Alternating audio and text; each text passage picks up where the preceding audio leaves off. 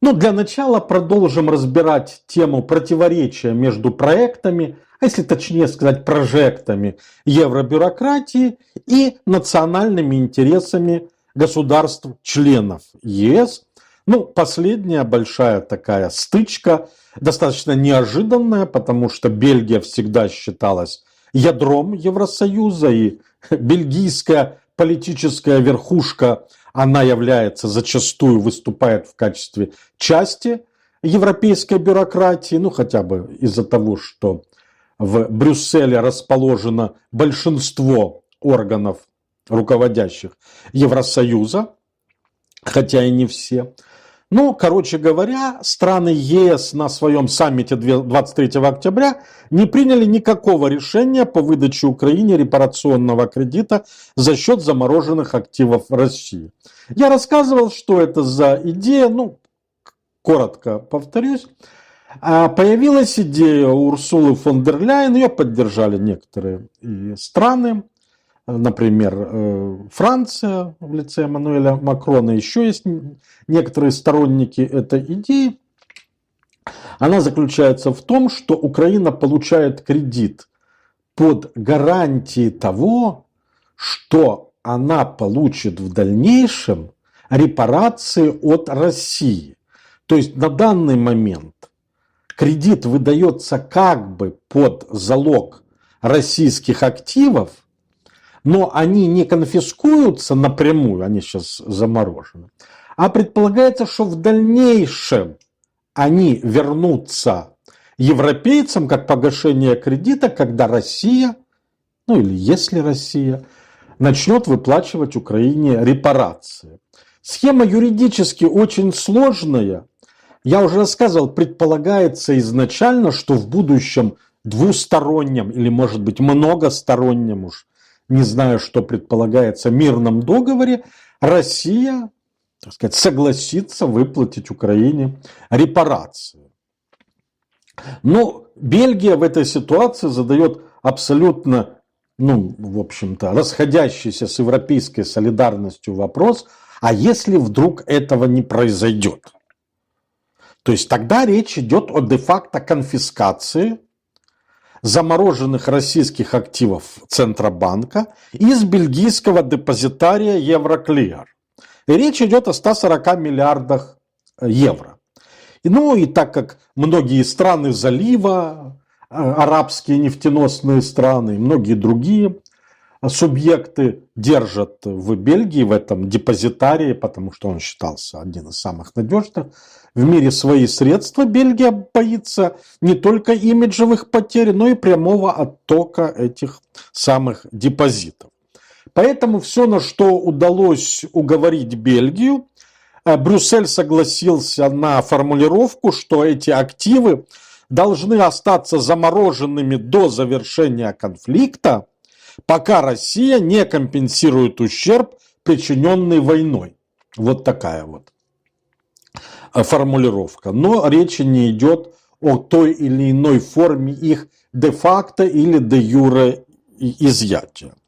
Решение перенесено до декабря по этим, так сказать, использованию замороженных активов российских, ну, в первую очередь, Центробанка в Бельгии.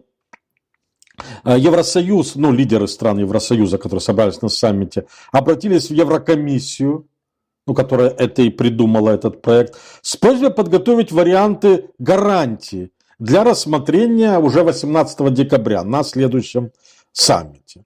Ну, Еврокомиссия, судя по сообщениям СМИ, вроде бы как излучает оптимизм, что им удастся уговорить Бельгию, но все достаточно непросто, и непросто здесь потому, что ни одна Бельгия против. И достаточно в связи с этим всплыли интересные цифры. Немецкое издание Tagesschau, если я правильно его, извините, с немецкого произношу, Tagesschau, утверждает, что против использования российских активов для Украины выступила и Германия. Ну вот, например, в интервью этому изданию председатель германско-российской внешнеторговой палаты Маттиас Шеп заявил, что, цитата, Германия инвестировала в Россию больше, чем любая другая страна. Поэтому она может потерять больше всех от планируемого использования средств российского Центробанка для закупки оружия для Украины. Речь идет, во всяком случае, по версии Тагешау, о 100 миллиардах евро только немецких. Я в связи с этим должен сказать, что раньше появлялись цифры на западные. Мы берем западные оценки. Российские были не оценки, а некоторые политики заявляли, что сопоставимые суммы заморожены как российские на Западе, так и в России западные. Но без каких-то там конкретных цифр. Раньше на Западе оценивали в десятки миллиардов долларов или евро, ну, большой разницы концептуально нет. Но сейчас уже стали появляться цифры больше 200 миллиардов евро. И если, конечно же, у одной Германии зависло в России инвестиций и прочих активов на 100 миллиардов евро, то, конечно, всего остального коллективного Запада, ну, еще больше. Так сказать, 100 миллиардов, то есть оценка, что это 250-300 миллиардов долларов или евро, ну, нюанс есть, но небольшой, выглядит уже правдоподобно. То есть, на самом деле, коллективный Запад и Россия, ну, друг у друга примерно одинаковые активы заморозил. Ну, кстати, по итогам саммита, когда комментировал канцлер ФРГ Мерц, он констатировал, что российские активы останутся замороженными, но для использования российских денег как основы репарационного кредита для Киева имеются, цитата, серьезные проблемы, которые требуют решения. Вы знаете, просто я процитирую человека с очень интересной должностью. Это министр Бельгии. Должность министр обороны и внешней торговли. Кстати, без всякой иронии, может быть, в этом и есть некая логика, что министр обороны, ну, понятно, лицо гражданское, ответственное в первую очередь за финансирование армии и развитие ее, а не за военные действия, в общем-то является специалистом и одновременно министром внешней торговли Бельгии. Кстати, не исключено, что это человек с неким дополнительным кругозором, и экономическим, и внешнеэкономическим, и, разумеется, внешнеполитическим, потому что для такой страны, как Бельгия, внешняя торговля – это во многом и внешняя политика тоже. Так что вот, конечно, звучит несколько для нас, на наш слух, неожиданно, но тем не менее министр обороны и внешней торговли Бельгии Франкен заявил, что передача замороженных активов Российской Федерации Украине может быть воспринята Москвой как акт войны. Ну, понятно, бельгийцы в данном случае как бы пугают себя, а в своем лице евробюрократию, которая тоже сидит в Брюсселе на самом деле. Но вы знаете, что он тоже сказал, что Россия может ответить конфискацией западных активов на сотни миллиардов долларов. Он в цитате назвал доллары, не евро, доллары, но сопоставимые цифры, то, что я вот говорил, то есть о сотнях миллиардов долларов, сказал министр обороны и внешней торговли Бельгии Франкен. И он подчеркнул, что, цитата, это создает прецедент с потенциально огромными последствиями. При этом мы же понимаем, Еврокомиссия или там Европа как-нибудь в целом, евробюрократия принимает решение, а риски все ложатся на Бельгию. Бельгия же постоянно поднимает вопрос, давайте как-то распределим эти риски. Ну а как распределять риски, если решения проводятся через структуры общеевропейские? Ну, теоретически можно, но это все очень непросто и очень сложный юридический, бюрократический, административный момент с возможной даже какой-то имплементацией в национальное законодательство. То есть придумать идею репарационного кредита было несложно. Урсула фон дер Ляйен, выступая перед Европарламентом, с отчетом, мы бы сказали, с годовым отчетом, это там иначе, называется «Послание о состоянии Союза», имеется в виду Европейского Союза. Но она там одним абзацем, даже, можно сказать, там, 2 фразами это упомянула, а после этого началась разработка того, что упомянула Урсула фон дер Ляйен в выступлении перед евродепутатом. Ну, понятно, для бельгийцев они не хотят, чтобы возникали сомнения в доверии к Евроклир. Также этот господин Франкен, министр, сказал, почему давление оказывается только на Бельгию и почему только деньги Евроклир. Ну, дальше, конечно, он, видимо, как-то выпал из общего поля и сказал, ну, в общем-то, вещь всем понятную, но не, которую как-то неприлично говорить в приличном обществе, извините за тавтологию. Франкен сказал, конечно, эти деньги пойдут не на восстановление Украины, а на продолжение войны. Ну, no comment, сказал и сказал. Но я сразу скажу, что с точки зрения высокопоставленного чиновника, министра обороны и внешней торговли Бельгии, ну, это один из ключевых фигур, одна из ключевых фигур, извините, в правительстве Бельгии. Ну, в общем-то, как-то назвал вещи вот такими вот именами. Еврокомиссия очень хотела, и часть национальных лидеров, вовлечь в тему обсуждения конфискации в той или иной мере, или использованием, давайте так скажем, российских активов для финансирования Украины, пытались вовлечь Дональда Трампа. И в целом в Сенате там готовится какой-то законопроект. Я говорю так какой-то, потому что время от времени все время о чем-то объявляются. Ну, никто не может ни конгрессменам, ни сенаторам запретить вносить законопроекты. Ну, вот один из них там касается замороженных активов. И в этом плане пытались, поэтому рассчитывали, что Трамп что-то скажет, и как бы вот с Трампом же вроде бы и не страшно разделить ответственность. Но вы знаете, что Трамп при всей своей эпатажности понимает, что такое ответственность. И во всяком случае, это человек, который предпочитает на других, особенно на европейцев, возлагать часть своей ответственности, а не дай бог не брать от европейцев какой-то их непонятной ему ответственности. Поэтому Дональд Фредович был краток. Специально обученный журналист задал ему вопрос, должен ли Евросоюз использовать активы Российской Федерации для помощи Украине. Цитата. «Это дело ЕС, я к этому не причастен». Ну, дорогие европейцы, решайте сами. В этом плане, ну, я сошлюсь на Политико, но с тех пор, как появилась статья в Политико пару дней назад, прошло несколько подтверждений, что это достоверная информация, реально такой механизм есть, потому что его там уже откомментировал ряд европейских политиков, как, так сказать, в стиле уже и про, и контра.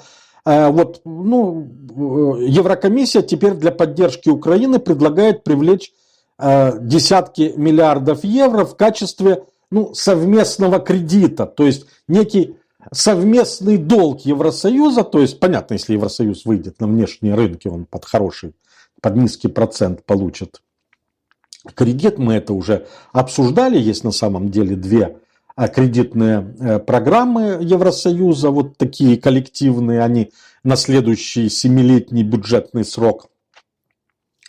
В общем-то, одна военная, вторая такая программа, в общем-то, развития инвестиционная, там с элементами развития технологий, зеленой повестки, все такое. То есть такой механизм совместных заимствований, прецедент был создан при ковиде, как некий фонд восстановления после ковида. Сейчас на базе этого прецедента вот два фонда, ну реально две кредитные линии совместные. То есть как бы общий долг Евросоюза. И сейчас то же самое с Украиной предлагается. Ну, даже Политика пишет, что идея среди европейских стран популярностью не пользуется, так как многие без того перегружены долгами. Опять же, это решение перенесено на 18 декабря. Цитата. «Перспектива того, что странам ЕС, многие из которых и без того имеют огромную задолженность, придется еще больше уйти в минус ради помощи Украине, заставит всех серьезно задуматься.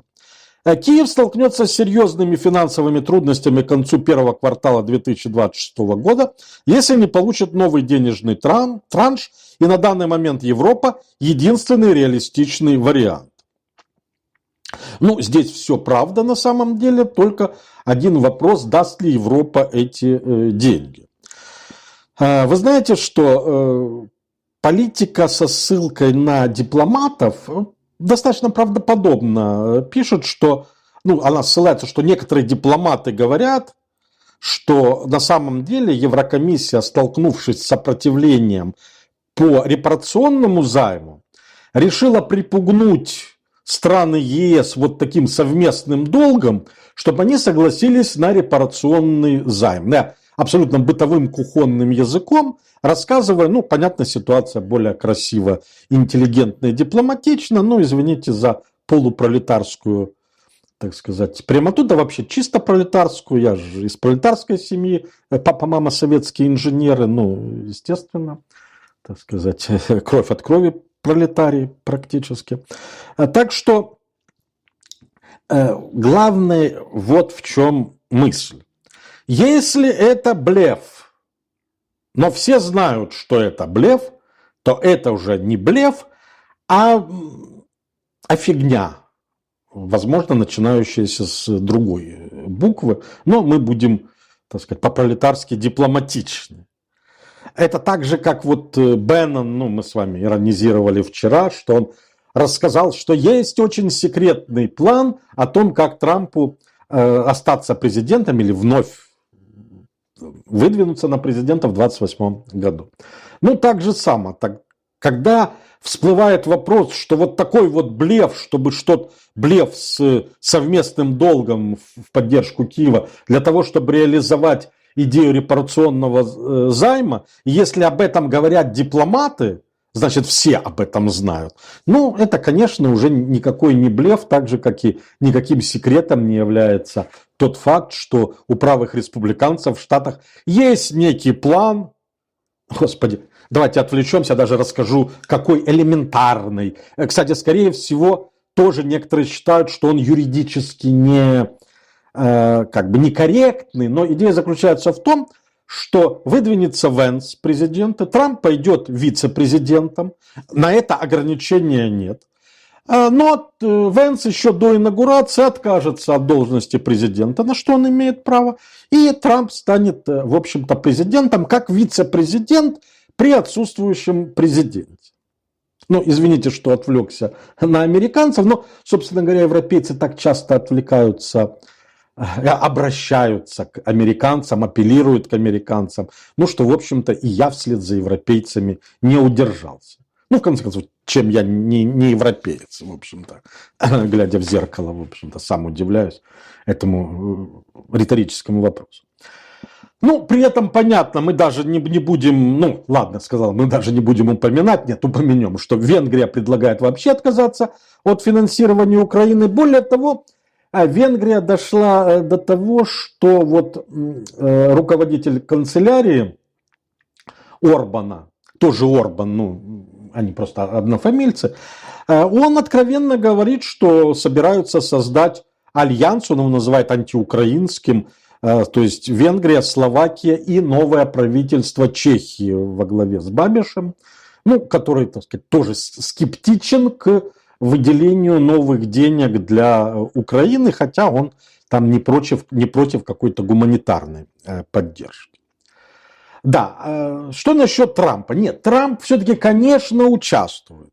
Вот Стампа пишет, что Трамп вместе с генсеком НАТО давят на итальянского премьера Джорджию Мелони с тем, чтобы Рим покупал оружие у Соединенных Штатов для Украины по программе Пюрл.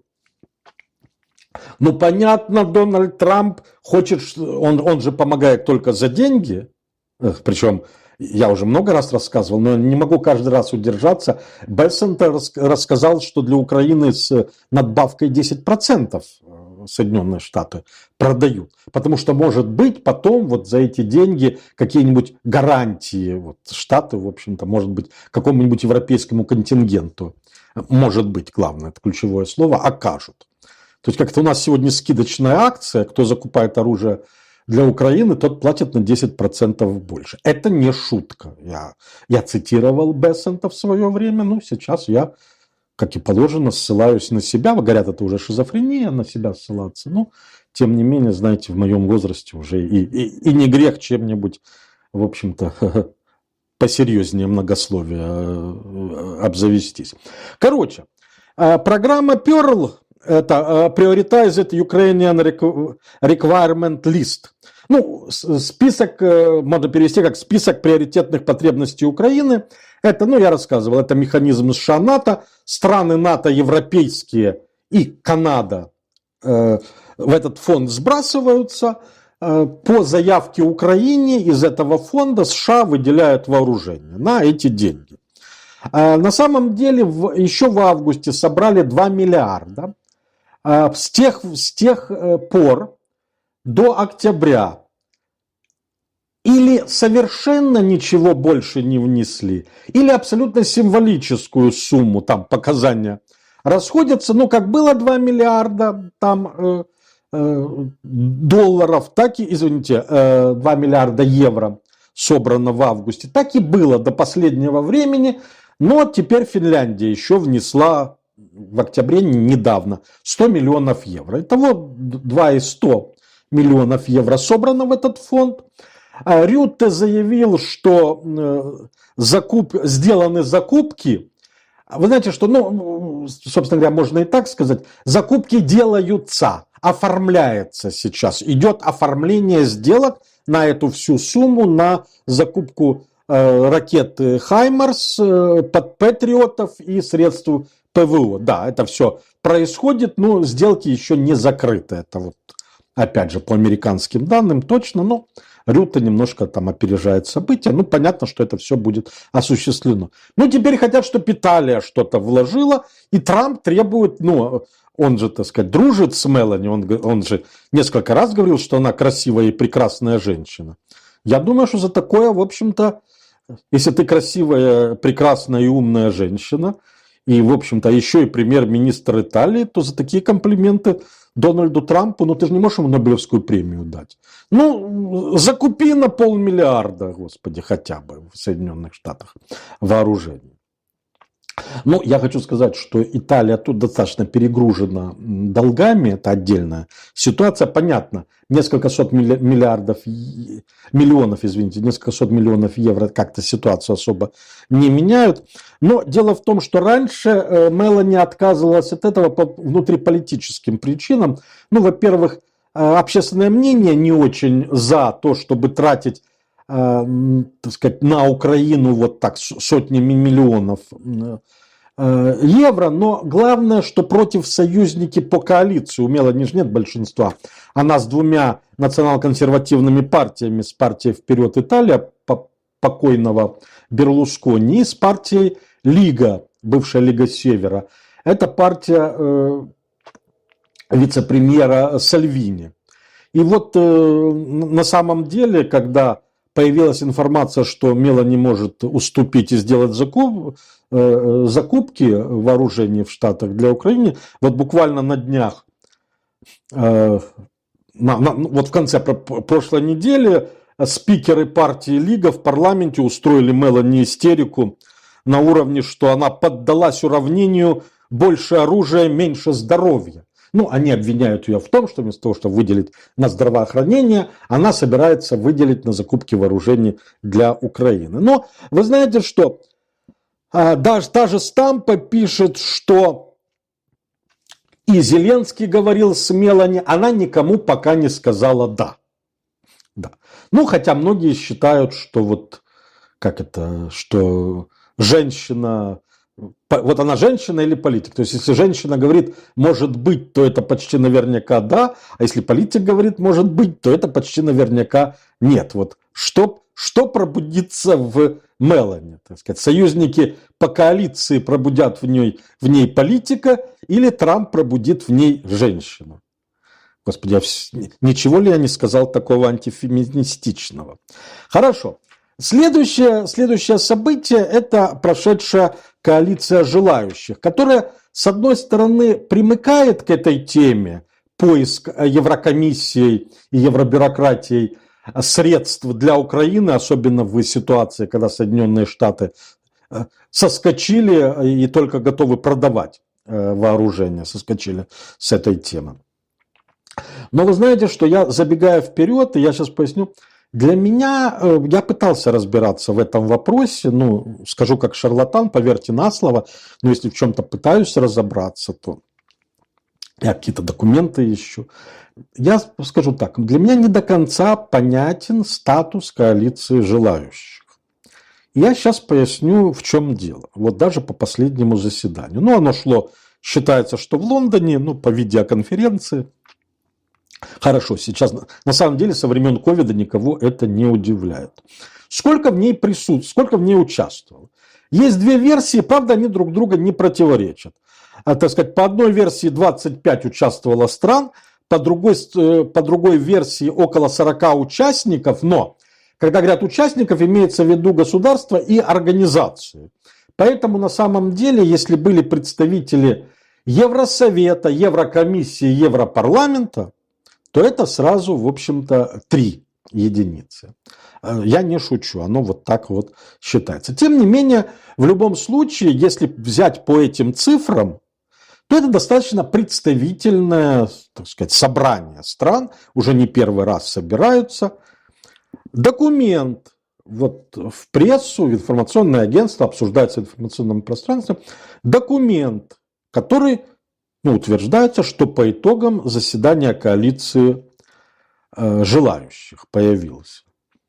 Документ есть на сайте британского МИДа. Там черным по электронному или там, цифровым по сайтовому, уж не знаю, как это по-современному, стоят 3 подписи. Стармера, Макрона и президента Украины Зеленского. То есть вот статус этого документа, наверное, предполагается, что к нему потом можно присоединяться. Но вот на данный момент, как учил нас ныне покойный первый президент Украины, маемо, шо маемо. Имеем, что имеем. Имеем документ, я сейчас расскажу его содержание, вкратце, с 3 подписями. Понятно, что эта идея даже не Еврокомиссии. Это идея Макрона в первую очередь и примкнувшего к нему Стармеру во вторую очередь. Потому что Макрон себе позволяет большую фронту по отношению к Трампу, а Стармер лишний раз пытается не отсвечивать, во всяком случае. Он использовал максимальный ресурс, в общем-то, то, что некий пиетет Трампа к королевской семье и лично к Карлу Третьему, и как-то вот при посредничестве короля сумел несколько выровнять отношения с Трампом, поэтому в первые ряды спорящих он не рвется. Но, собственно говоря, так тоже отвлекаюсь. Вы знаете, что и на короля-то тоже, в общем-то, надежда. Не будет Карл III ссориться с Трампом, потому что, а что если, например, Сенат США примет решение, что законным наследником является принц Гарри? В конце концов, они же принимают решение, кто является законным президентом Венесуэлы, Белоруссии и какой-то там еще одной страны. Собственно говоря, а почему бы, опираясь на эти могучие прецеденты, вот рыжего Гарри не принять решение, что только он законный наследник британской короны. Но, шутки шутками, Макрон пытается вскочить в трамповский миротворческий процесс со своей повесткой. Это невозможно. Невозможно в трамповский процесс, в трамповскую повестку заскочить со своей, но Макрон, в общем-то, будет до последнего упорствовать. Я вам хочу сказать, что человек, который после провала своей партии на выборах в Европарламент был уверен, что он выиграет эти парламентские выборы, назначив, так сказать, досрочные, не веря французской социологии, которая достаточно точна, может быть, даже самая точная из западных стран, где для ключевых партий, ключевых лидеров погрешность составляет обычно, так сказать, порядка 1% всего. Это мы, так сказать, про Макрона. Ну, Макрона мы еще коснемся, у него там с женой проблемы, это мы в конце поговорим. Ну, или наоборот, нет проблем с женой, но враги эти проблемы придумали. Да. Так вот, в этом документе исключается признание территориальных захватов в России, поскольку, цитата, границы не могут изменяться силой. Ну, самое смешное, что, в общем-то, и план Трампа не предполагает какого-то признания. То есть это территории, предполагается некий де-факто контроль.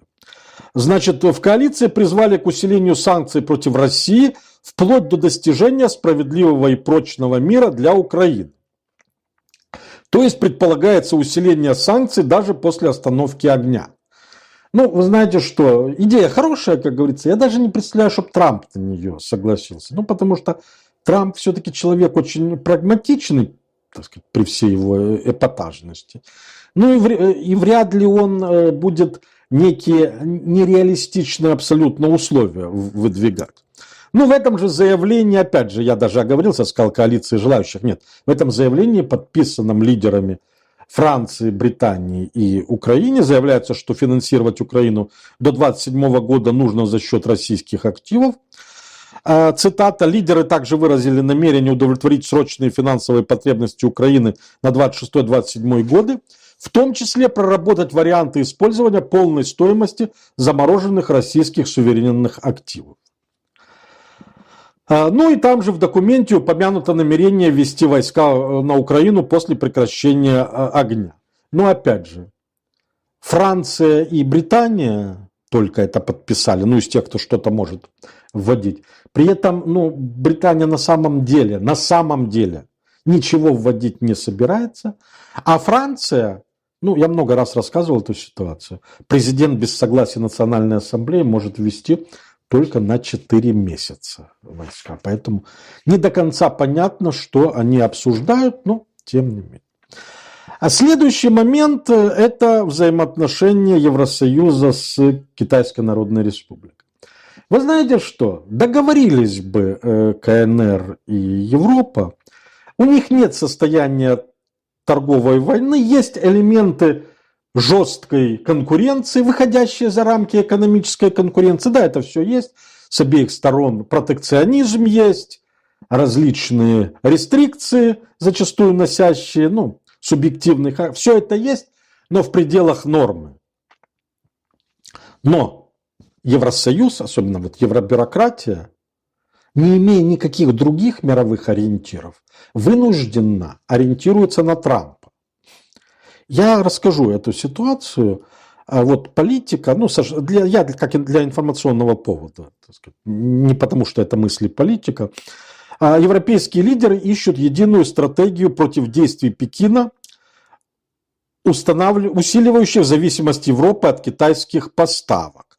Во время обсуждения конкурентоспособности ЕС лидеры затронули, ну, это все то же самое, 23 октября, который прошел саммит Евросоюза, затронули экспортные ограничения Китая на редкоземельные металлы. Ну, там у Евросоюза есть такой механизм противодействия, называется механизм противодействия принуждению. Это торговый инструмент блока, ну, то есть некие рестрикции, санкции, то есть вводить против той стороны, которая вот тоже какие-то ограничения против стран Евросоюза вводит. Но это теоретически пока только. А теперь самое интересное. Ну, вот это все как бы нудно и понятно, ну, говорильня такая в пользу бедных. Или в пользу богатых. А теперь очень важно. Урсула фон дер Ляйен, глава Еврокомиссии, подчеркнула, что хотя ограничения Китая направлены против США, полная правда, ЕС не может оставаться пассивным и должен выработать реалистичный ответ. Так и хотелось, конечно, сказать, но я такое не могу себе позволить сказать вслух, что ЕС не может оставаться пассивным и потому должен продолжать быть пассивным, да, в этой всей ситуации. То есть за компанию с Соединенными Штатами должен действовать Евросоюз. При этом, на самом деле, вместо того, чтобы вступить с Китаем в переговоры, Китай приглашает всех на переговоры по экспортному контролю.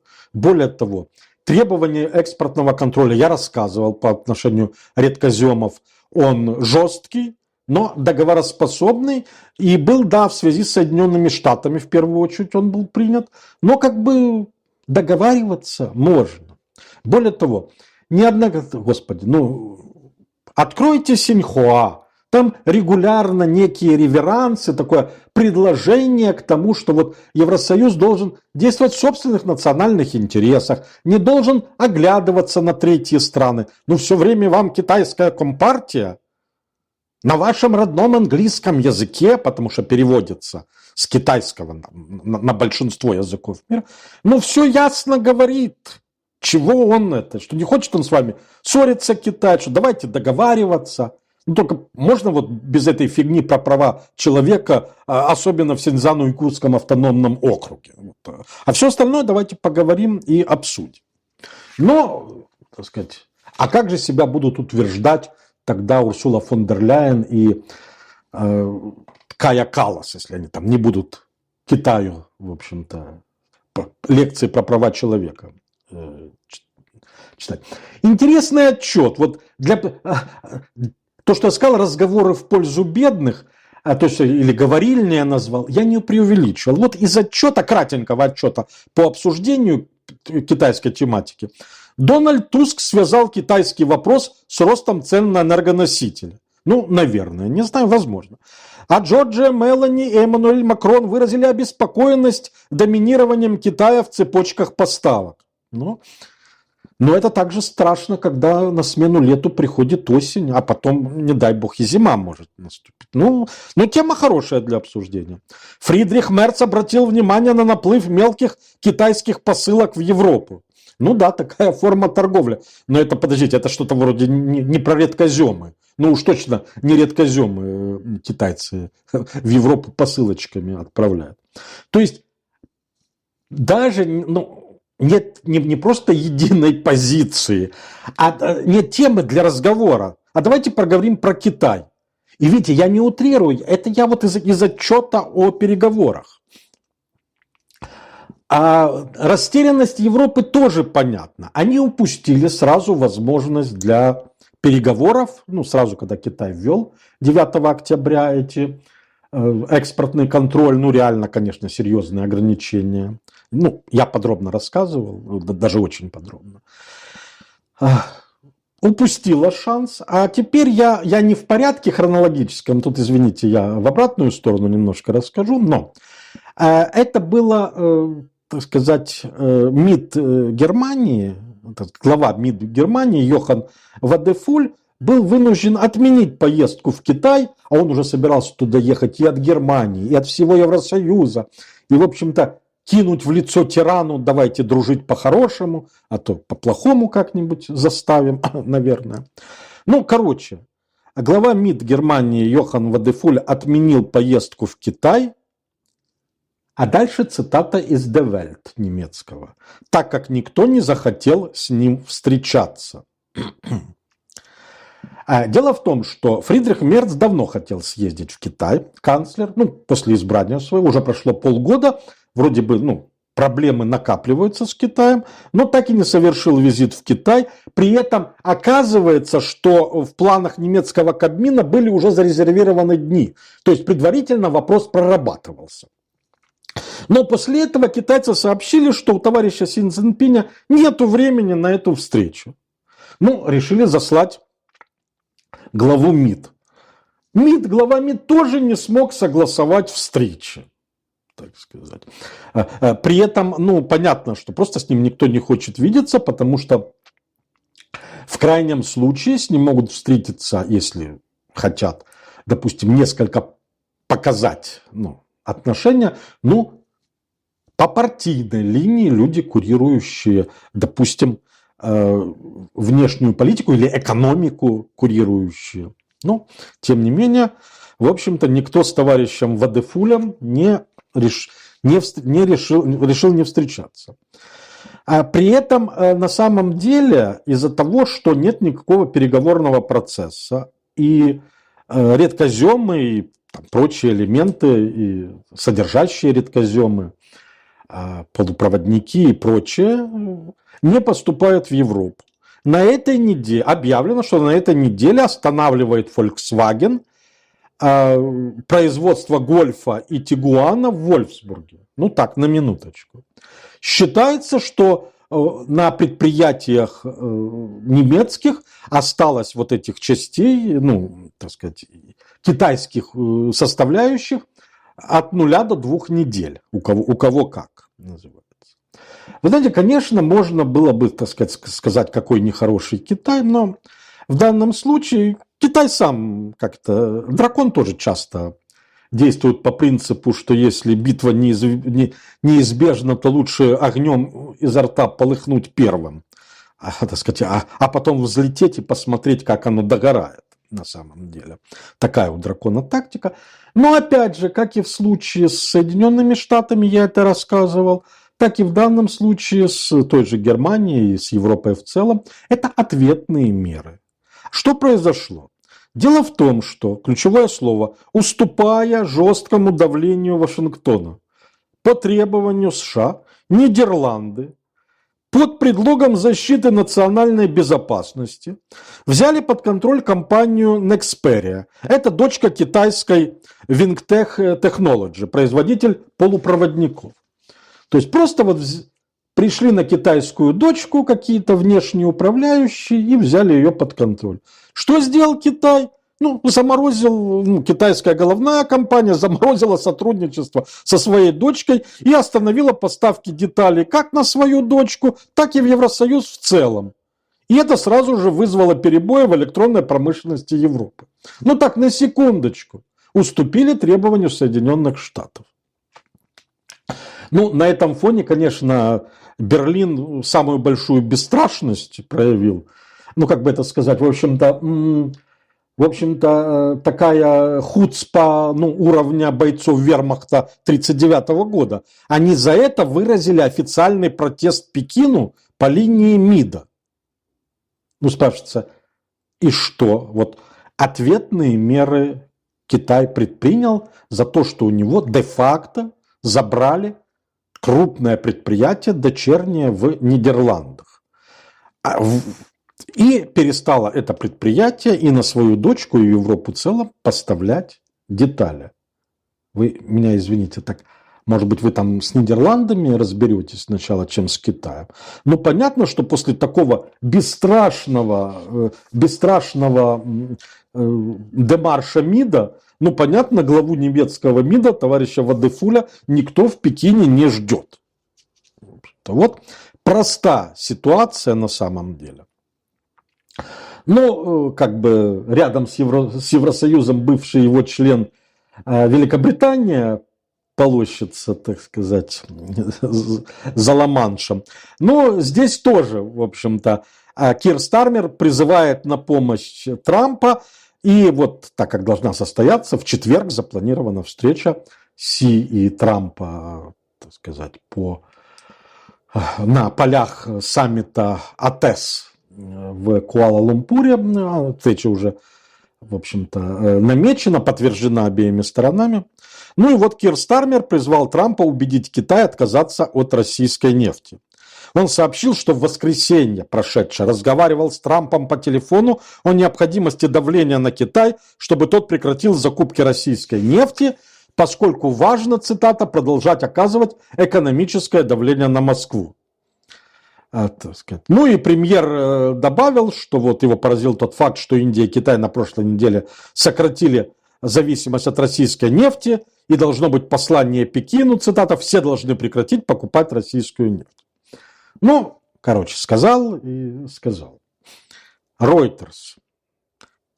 Информация Reuters. Китайская нефтеперерабатывающая компания Shandong Julong Petrochemical увеличивает импорт российской нефти. Это не самая крупная компания, но у нее самый новый и самый современный завод самый крупный современный нефтеперерабатывающий завод, самый новый, в Китае, в провинции Шаньдунь, который перерабатывает 400 тысяч баррелей в сутки и поддерживает свою работу на уровне 90% мощности, то есть 360 тысяч баррелей в сутки перерабатывает. Это большая мощность. Так сказать. И вот в ноябре, то есть они уже сделки совершены, в ноябре 15 партий российской нефти поступит на этот завод этой компании Юлонг. Ну, большая часть импорта это смесь Эспо, но есть также партии Уралс и Сокол. А теперь самое интересное. Решение Юлонга увеличить закупки у России было принято через несколько дней после того, как 16 октября Великобритания включила компанию в свой санкционный список. И ряд поставщиков с Ближнего Востока и Канады, они паузу взяли с поставками на этот нефтеперерабатывающий завод в провинции Шандунь, компания Юлонг. Юлонг это же компенсировала российскими поставками российской нефти сразу же. То есть то, что мы обсуждали вчера, судя по всему, схема рабочая. Возможно, государственные компании Китая и сократят закупки российской нефти. Но вы понимаете, в Китае, ну, когда мы говорим частная компания или какая-то частная корпорация, ну, это условно. Конечно, она частная, де юре, но де-факто, в общем-то, я напоминаю, что любая корпорация, включая иностранные, обязана иметь у себя на предприятии, на каждом предприятии, партийный комитет, перед которым она отчитывается о своей работе. Я рассказывал, что даже банк Ротшильдов, вот этот HCBS, он тоже вот в прошлом году завел у себя партийную организацию в банке Ротшильдом в Китае. Все нормально. Поэтому, ну, когда мы говорим, что кто-то там частная компания, ну, конечно, частная, но не очень частная. Как это? Там, где социализм с китайской спецификой, там и частная собственность с китайской спецификой, разумеется. Ну, в общем-то, во всяком случае, забавно, что на фоне рассуждений Стармера та компания, которая попала под британские санкции, китайская, первым делом компенсировала недостачу нефти закупками российской нефти. Ну и Китай, это немножко чуть не в тему нашей, но продолжая вот уже тему участия Китая, немецкий телеканал НТВ сделал, ну, НТВ в данном случае, не пугайтесь, не путайте с НТВ, где кириллицей написаны все буквы. В общем-то, сделал сюжет со ссылкой на представителей сети украинских и международных оружейных компаний, как они сказали. Китай сокращает поставки компонентов для украинских дронов. Причем все сильнее ограничивает прямые поставки и пресекает попытки украинской оборонки импортировать китайские электронные компоненты через страны-союзники. В репортаже НТВ утверждалось, что Пекин сейчас запрещает поставки комплектующих к беспилотникам в страны Балтии. Цитата, потому что знает, что они окажутся на Украине. Но здесь опять же, это частные компании на самом деле, китайские, которые комплектующие. И никаких официальных нету запретов. Никаких нет официальных запретов. Просто, видимо, руководитель партийной организации китайского предприятия, вот, которое производит дроны или запчасти к дронам, вызывает к себе директора, ну или с ноги дверь в кабинет директора, и рассказывает последние, вот читает короткую политинформацию по поводу поставок дронов. И действительно это серьезная проблема, то есть Китай как-то непонятно, каковы его возможности в том, чтобы как бы поучаствовать в мирном процессе, но проблемы создать Китай демонстрирует. В сюжете НТВ говорится, что преимущественно двигатели, аккумуляторы и контроллеры полетов для используемых в ВСУ беспилотников поставляются преимущественно из Китая. Но вы знаете что? Украинские данные, именно тоже связанных с производством беспилотников, как ударных, так и разведывательных, тоже утверждают, как эксперты украинские, так и люди, непосредственно занятые в производстве, они тоже утверждают, что большая часть беспилотников на Украине собирается из китайских комплектующих. Так что, так сказать, Китай много где может поучаствовать. И, в общем-то, лишний раз не надо дракона за усы дергать. А то он придет и поучаствует. Это, опять же, чуть-чуть в сторону. Но пример Европе, как мне кажется, подает Канада. Они объявили о готовности перезагрузить отношения с Китаем на фоне своих отношений с Соединенными Штатами. Премьер-министр Марк Карни, он объявил, что он встречается, премьер-министр Канады Марк Карни встречается с Си Цзиньпинем на саммите АТЭС, тоже в Куала-Лумпуре. Оттава уже заявила, что готова, в ходе переговоров, отменить 100% тариф на китайские автомобили, который был принят в качестве жеста солидарности с Соединенными Штатами. И, конечно, это расходится с политикой Вашингтона. Но самое главное здесь то, что Канада на себе, я рассказывал это в американском понедельнике, в полный рост, в общем-то, ощутила на себе союзнические отношения с Вашингтоном, когда после рекламной кампании, которую заказала в американских СМИ власти провинции Онтарио, где цитировался Рейган, который в данном своей цитате выступал негативно о тарифах, высказывался. Я рассказывал. Рейган в целом был против тарифов, но время от времени тоже применял протекционистские меры такого. А Трамп в ответ, в общем-то, разорвал переговоры с Канадой. То есть, кто помнит, я вчера это рассказывал, именно из-за этой рекламы. И объявил о введении плюс 10% тарифа. При этом Карни, премьер-министр Канады, пытается заверить азиатских партнеров в том, что Канада привлекательна для инвестиций, несмотря на неопределенность с доступом к рынку США. Но тут печаль и ужас Канады. Дело в том, что крупные инвесторы, крупные игроки, их Канада интересует именно как ворота к рынку Соединенных Штатов, а не будет в рамках того, что Канада, США и Мексика находятся в единой зоне североамериканской свободной торговли. Если будут проблемы, а все инвесторы так с интересом наблюдают, куда дальше выльются эти проблемы в отношениях Вашингтона и Оттавы, перестанет быть Канада воротами экономическими, финансовыми товаров, услуг в Соединенных Штатах, упадет их значение и интерес у инвесторов. Это пусть, как говорится, канадцы сами, в общем-то, сами решают этот вопрос. В конце концов, их премьер-министр, бывший глава Банка Англии государственного, человек с большим опытом, наверное, знает, как действовать в этой ситуации. Дальше электоральный срез Европы. В начинающуюся среду пройдут выборы в Нидерландах.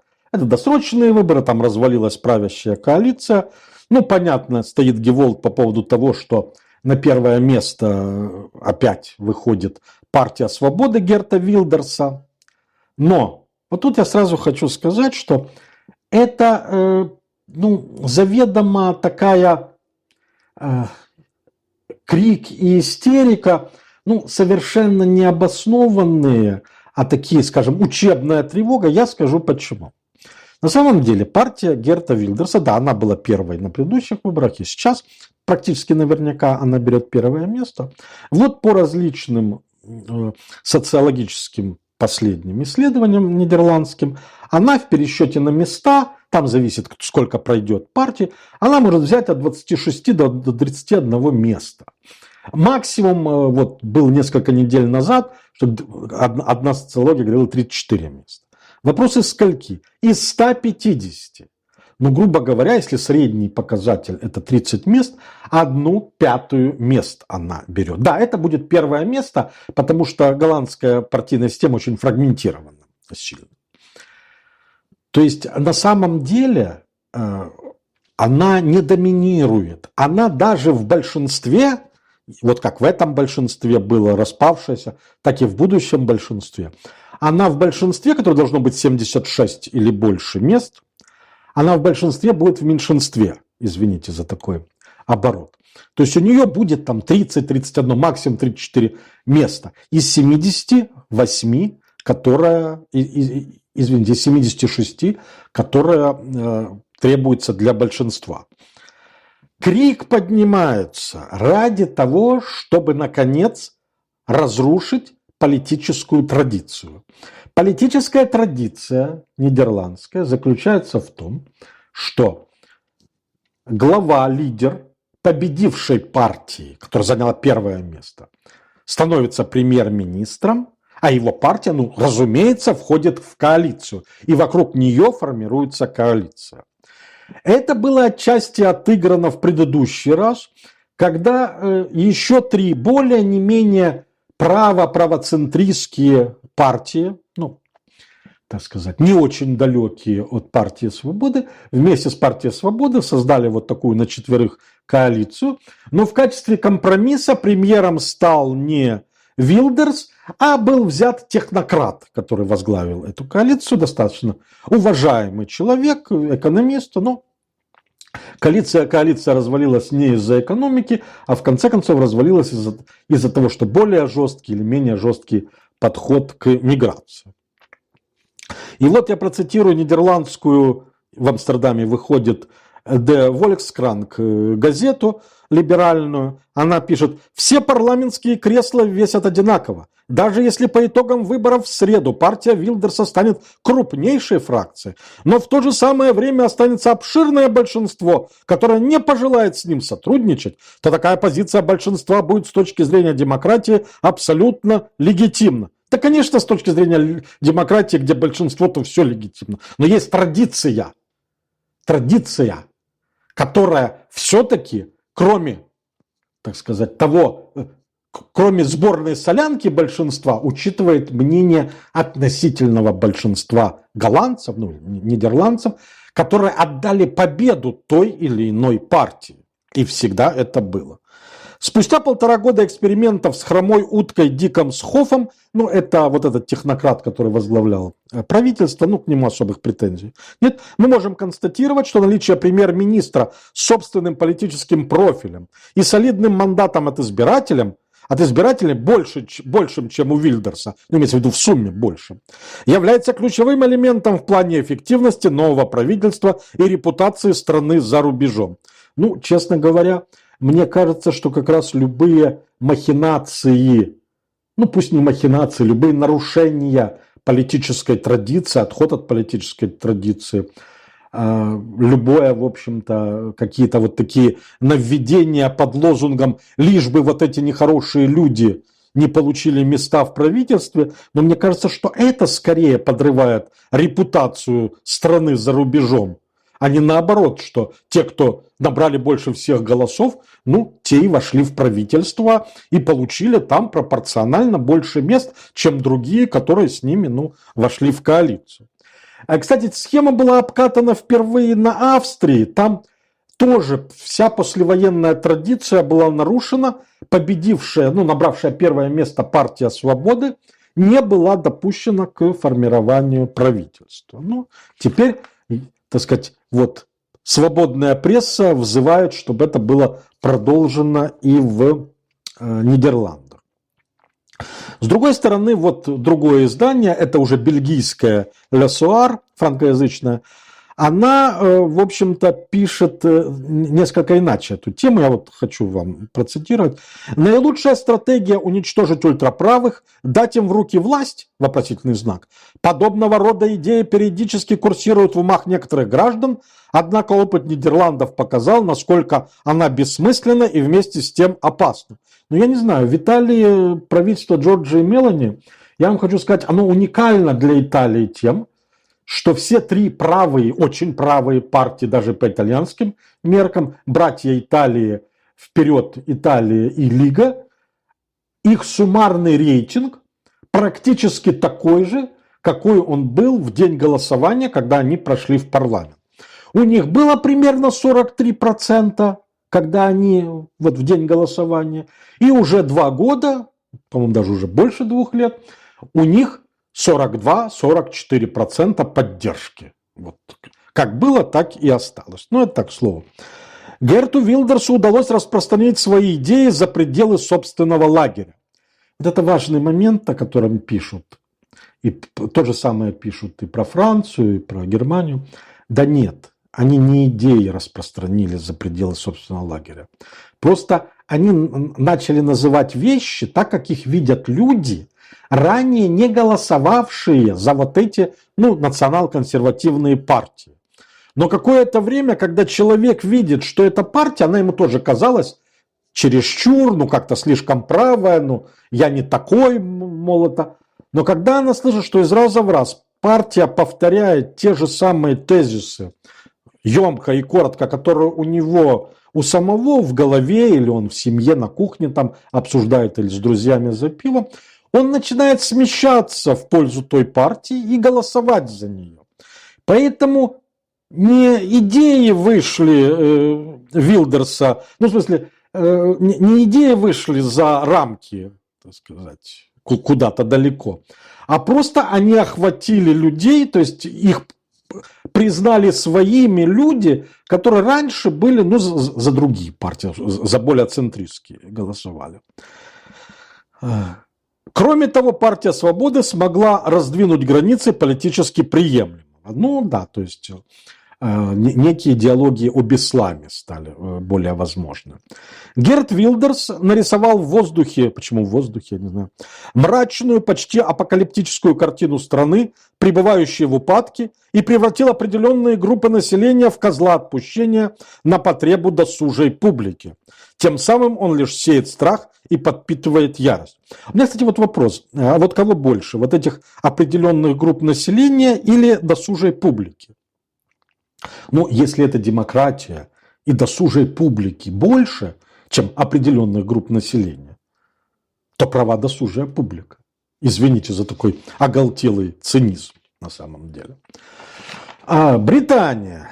Там, казалось бы, абсолютно частный эпизод в округе Кайрлфилли. Первый раз слышу, как и вы.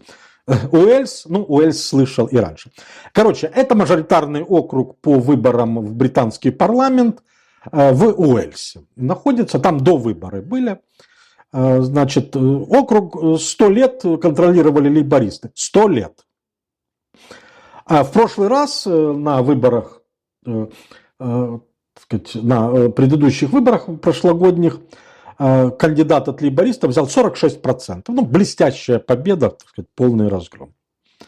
Более того, в Уэльсе лейбористы возглавляют правительство, можно сказать, всегда. Потому что деволюция, это британский термин, он означает передачу полномочий на местные органы власти, на Шотландию, Уэльс, Северную Ирландию. Это у них процесс называется деволюция. То есть с 1999 года, как учредили Уэльский парламент, Сеннет, они любят его называть Сенед, так сказать, на валлийском языке. С 1999 года, так сказать, лейбористы правящая партия. То есть 26 лет. И прошли выборы в этом округе. Кандидат от лейбористов взял 11% голосов, потерял 35%. Конечно, относительно неплохой результат, относительно консерваторов. Те взяли 2%. Кандидат от консерваторов взял в этом округе 2% голосов, минус 15 по сравнению с предыдущими выборами. Кто победил? Борьба была между двумя кандидатами.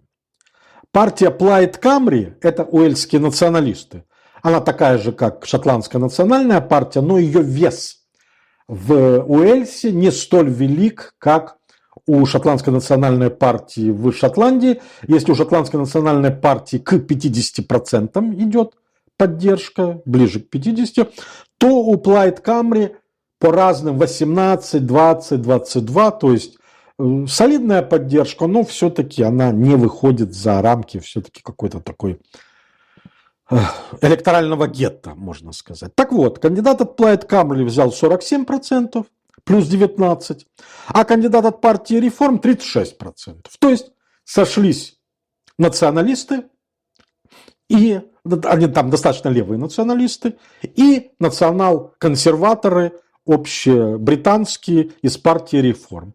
Вот 47-36 они разошлись. Обе партии могут себе это записать в большой успех. И уже несомненно, что в следующем году на парламентских выборах, на местных выборах в Уэльсе битва будет между тремя партиями.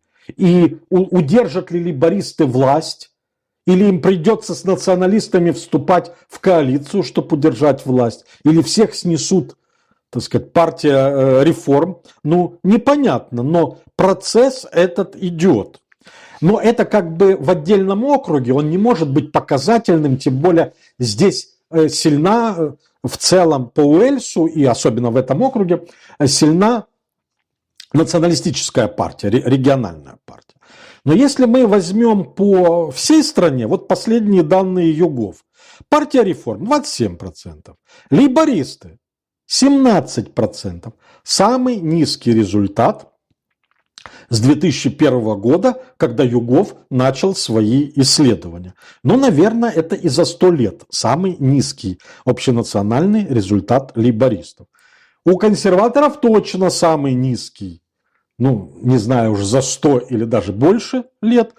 Там не было такой точной социологии, так сказать, 150 лет назад. У консерваторов тоже 17%. Две бывшие ключевые партии Британии, и сегодня, так сказать, судя по парламенту, по-прежнему две ключевые партии суммарно берут треть голосов всего лишь. Да, очень сильно подтянулись зеленые, это рекорд 16%. Они съедают лейбористов.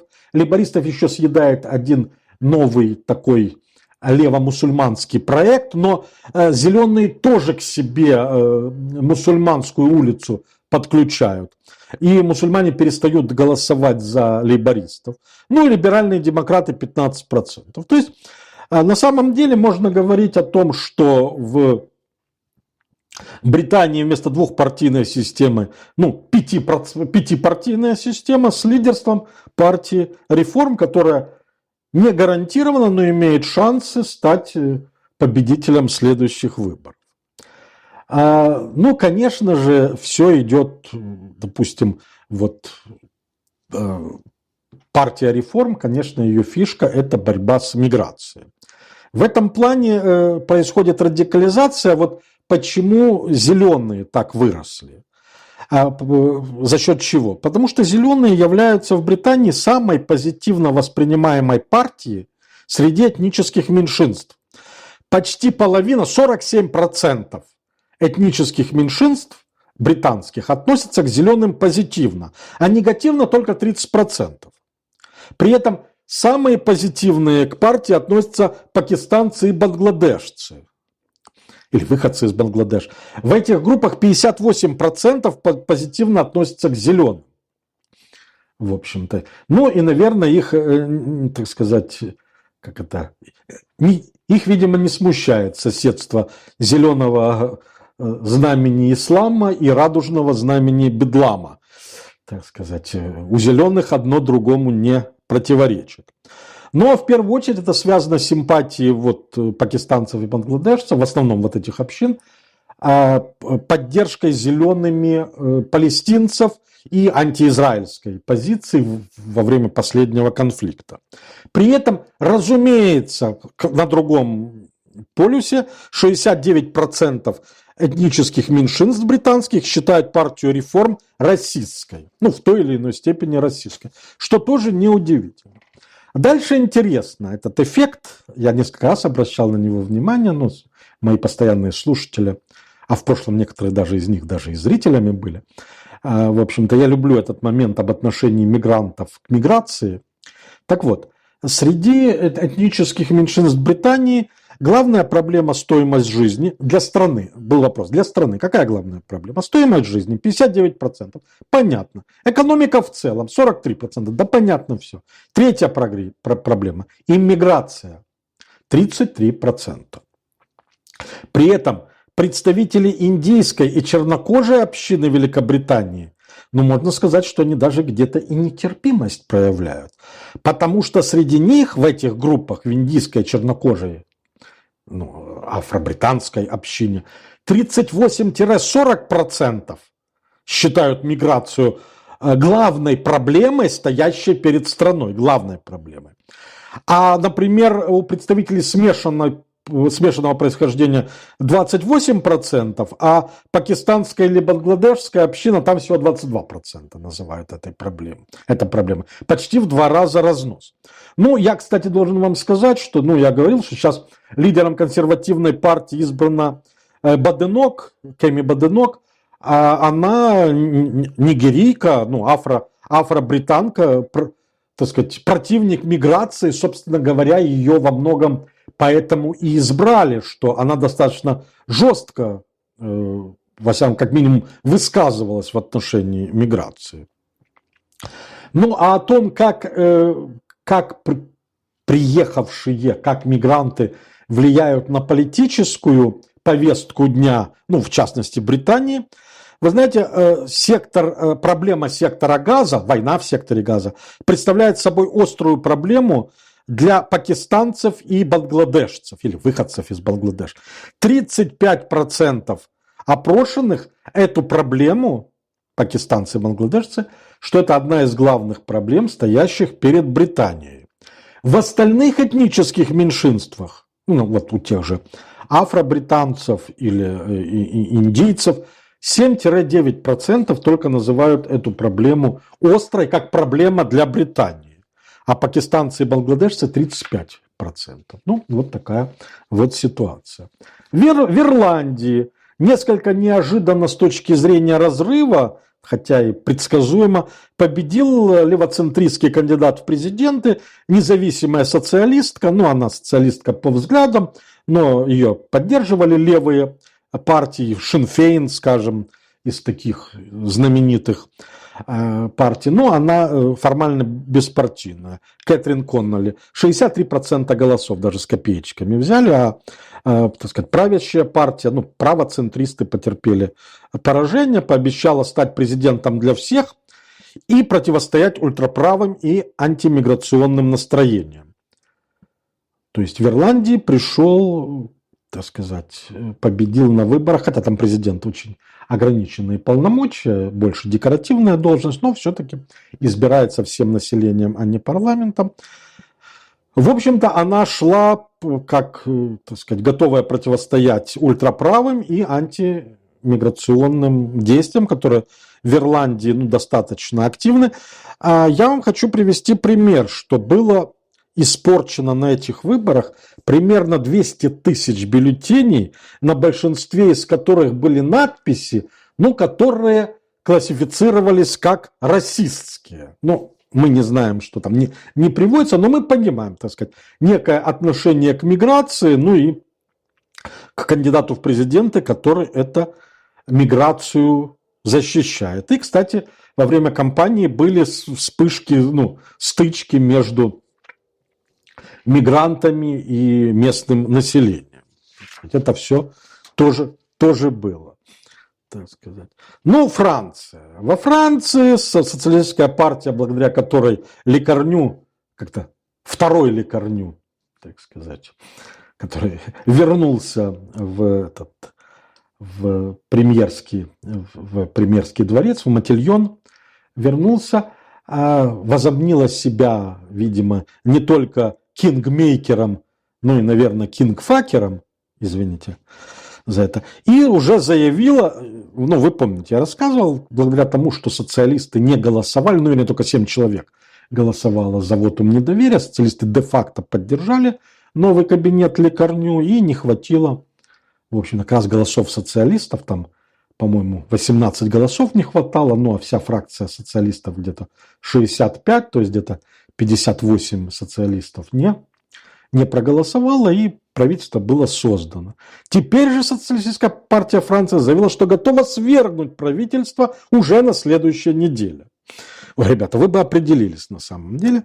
Соцпартия требует увеличить налоги на 15-20 миллиардов в бюджете на 26 год. Сейчас как раз начинается обсуждение в Национальной ассамблее, вернее, даже уже началось. Так сказать. Ну, а без поддержки социалистов правительство, если попробует провести бюджет, я много раз рассказывал, по механизму 49.3, через статью Конституции 49.3, без голосования в Национальной ассамблее, то Национальная ассамблея получает право на вотум недоверия. Если социалисты к нему присоединятся, правительство вылетит. Так что вот такая. Но лидер социалистов Оливье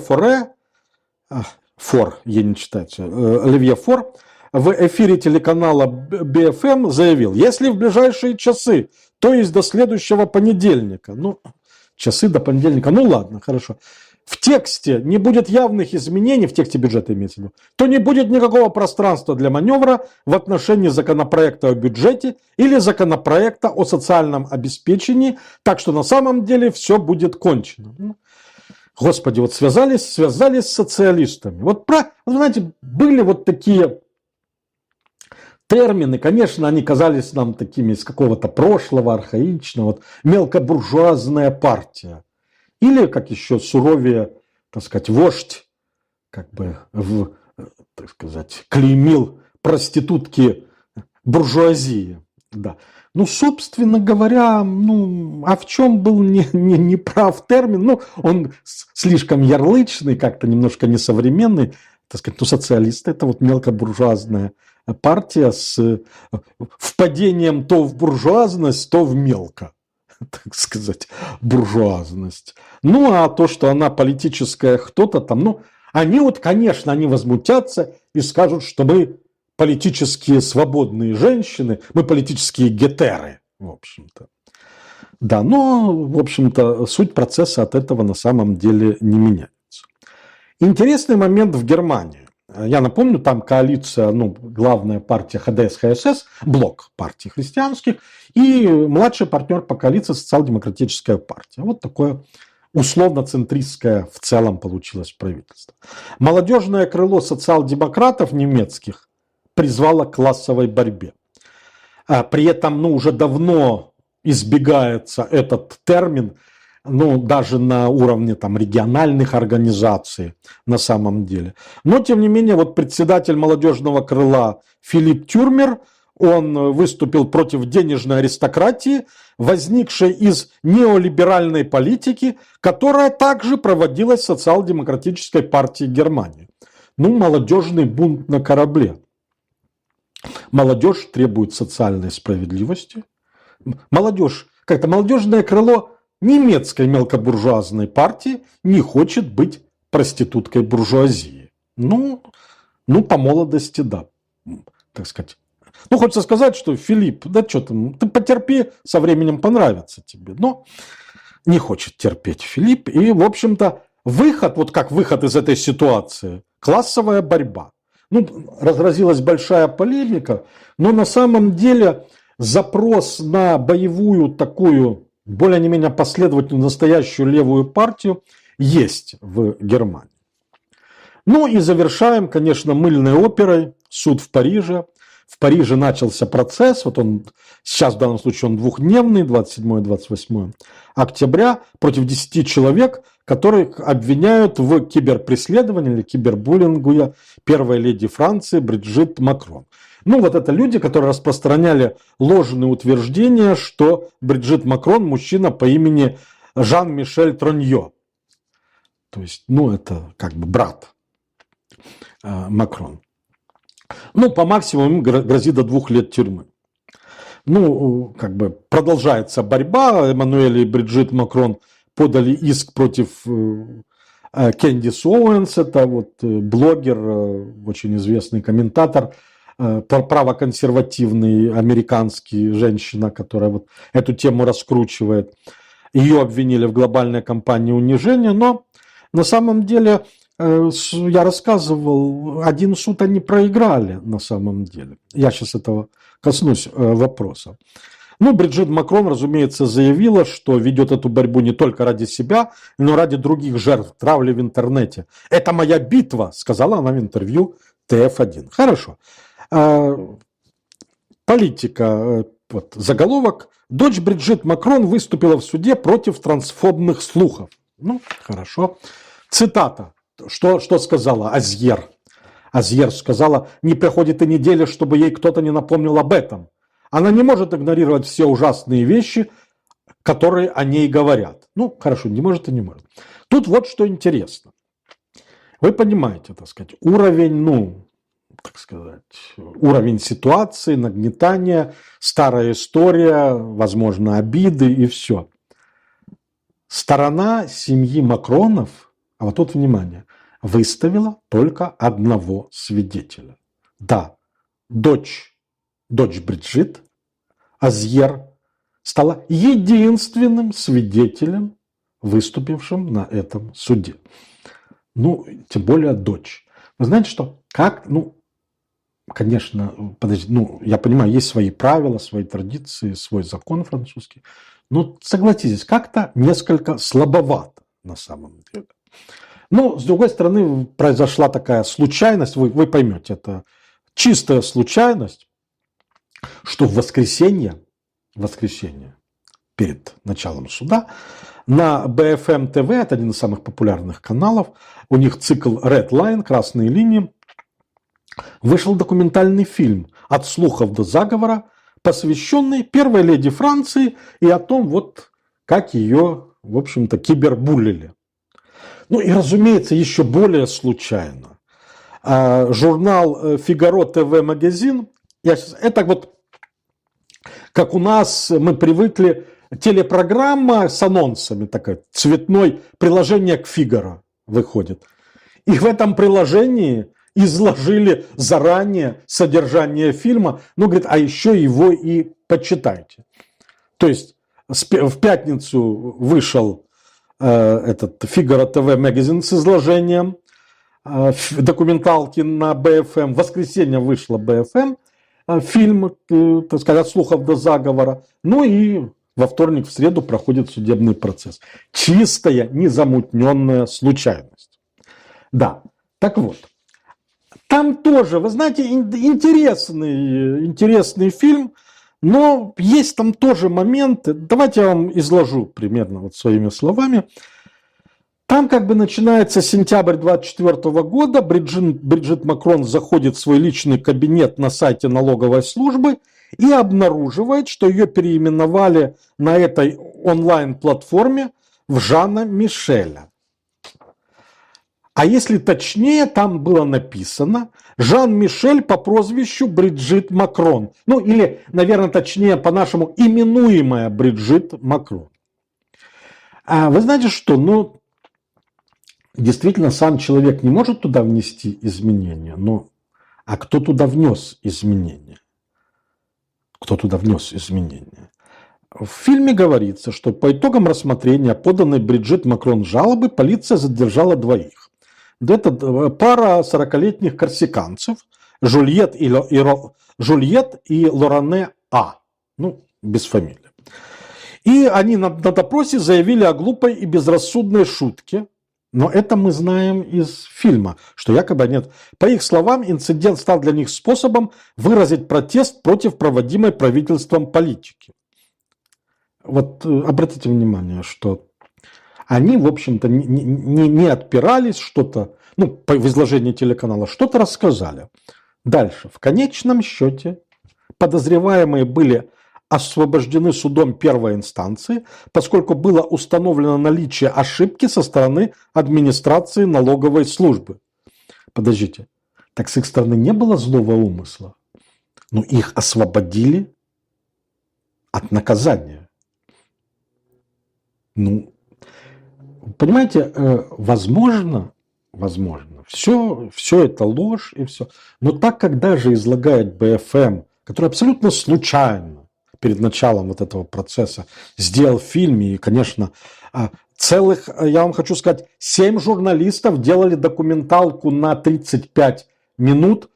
Ну, поверьте мне, как человеку, так сказать, со всеми видами кино и телепродукции, пусть не глубоко, но знакомому, но это очень много. 7 человек, журналистов, на 35-минутную документалку, где очень много диалогов, комментариев, рассказов, ну, третьих лиц, тех, кто в штабе, ну, которые связаны с Бриджит Макрон, те, которые связаны с этими людьми, которые там писали, там очень много людей опрашивается.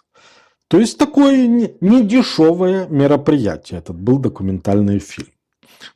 И вот оказывается, что этих людей, корсиканцев, освободили, потому что какая-то была ошибка со стороны администрации налоговой службы. Но вы знаете, как нас учил Лаврентий Павлович, у каждой ошибки должно быть имя, фамилия и отчество. Или ошибка называется Жан-Мишель, именуемый Бриджит Макрон. Ну, или так. Но мы больше ничего не знаем, кто ошибся и в чем заключалась эта ошибка. Так сказать, ну вот, но самое интересное, это выглядит, я скажу, выглядит как отвлекающий маневр, потому что не в сентябре 24 года эта история появилась. Но не это отправная точка.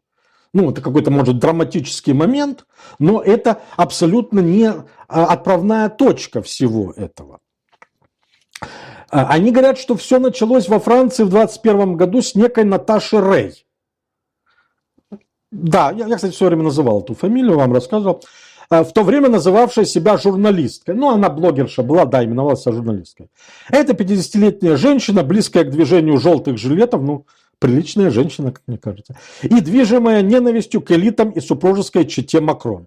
Ну, к элитам, может быть, ну, что-то. А вот ее другая журналистка, Эммануэль Анизон, которая известная, она знакома с Рей, что она пишет, что она убедила себя в истинности этой теории в период пандемии коронавируса, когда проводила много времени в социальных сетях. Ну, хорошая тема, мол, как все с коронавирусом сидели дома, немножко умом тронулись. Да пить надо было, и все нормально. Господи, как. Вот я же почему-то не тронулся умом совсем. Да. Я знал, что делать надо в изоляции. Она описывает ее как 50-летнюю женщину, блондинку, хрупкую, очень красивую, образованную, много читавшую. Ну, позитивно.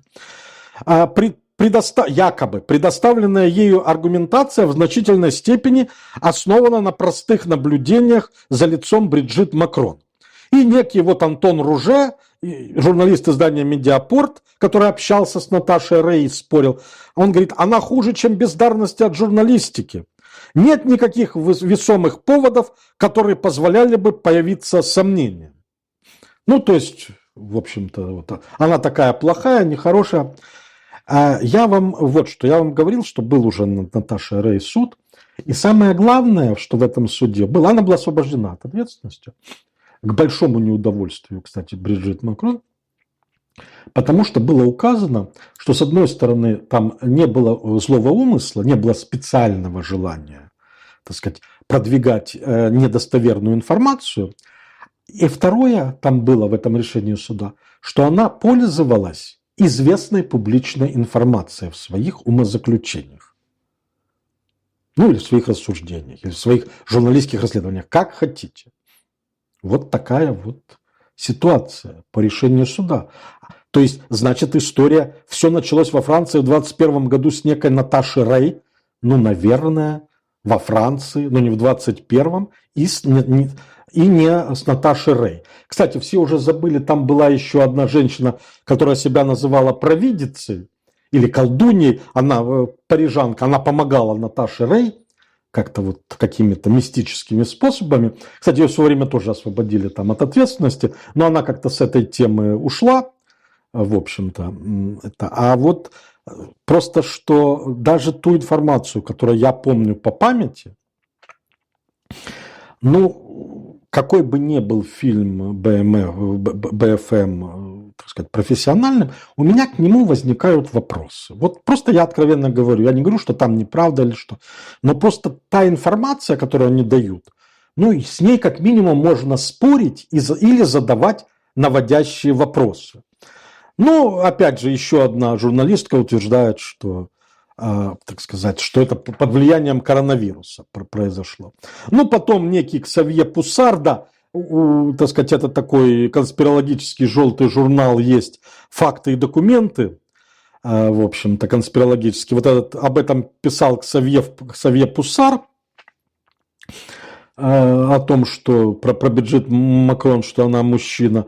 Ну, а дальше уже там Кэндис Оуэнс это раскрутила. Она сняла серию видеороликов «Становясь Бриджит», где как бы доказывала, ну, или казалось, что она доказывает. Ну, и более того, там сейчас в Америке должен суд в какое-то время состояться, так сказать, первую инстанцию там Кэндис Оуэнс выиграл, но сейчас там новый суд должен быть на эту тему. Но она, во-первых, отказалась давать комментарии для этого французского фильма, а во-вторых, она, так сказать, второй сезон открывает, второй сезон, становясь Бриджит, так сказать, Кэндис Оуэнс не останавливается. Но, во всяком случае, как бы не будем никаких делать выводов, потому что аргументы в пользу того, что Бриджит мужчина, тоже достаточно слабые и очень притянутые за уши, я вам должен сказать. Но и когда начинают власть начинает отмываться как-то, или, так сказать, да, даже если она права, ну, как-то это делается крайне неуклюже. Вот на что я хотел прежде всего обратить ваше внимание. Ну, а на этом позвольте завершить. И так мы несколько пересидели, получился достаточно длинный выпуск. Но я хотел с вами поделиться. Вот много событий происходит, всяких интересных в Европе, которые тем или иным образом связаны и с мировой политикой, и с евразийской политикой. Поэтому, ну, я надеюсь, что вы будете с нетерпением ожидать медиа-среды на этой неделе, ну и американского понедельника, европейского вторника на следующее. Здоровья вам, счастья, искренне ваш Дмитрий Джангиров.